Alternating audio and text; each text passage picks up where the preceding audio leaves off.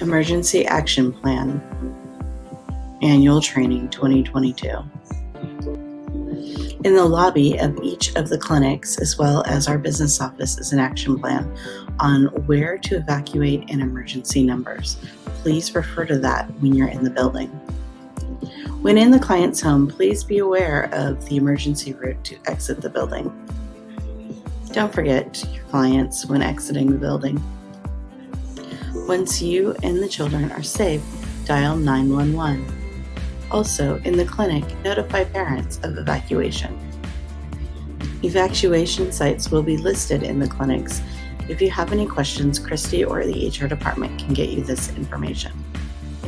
When at the clinics, if possible, grab the sign-in book so that you know which clients are there and which clients are not.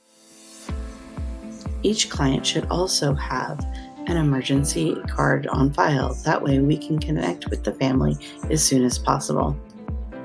In case of a fire, activate the fire alarm. Evacuate the building. Have the staff person check the area to make sure all children have been evacuated. Go to meeting spot. Call 911 from outside of the building. Never re-enter the building until it's cleared by authorities. Unfortunately, in today's times, we're going to have to talk about lockdowns. A lockdown may be required if there's an active shooter or dangerous person in the area. In situations like this, you would make sure that all of the doors are locked and the children are in a room where there are no windows or no easy access to seeing them. You will try to keep them as quiet as possible and wait for further instructions from the police officers. We may be in a situation where we're required to shelter in place.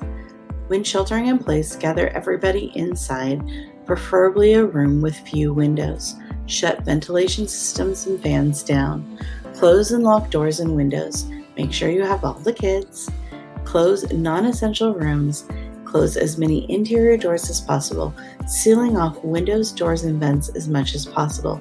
Monitor the radio for emergency instructions. In the event of an earthquake, try to drop down to your hands and knees before the earthquake knocks you over. Go to a protected place like under a table.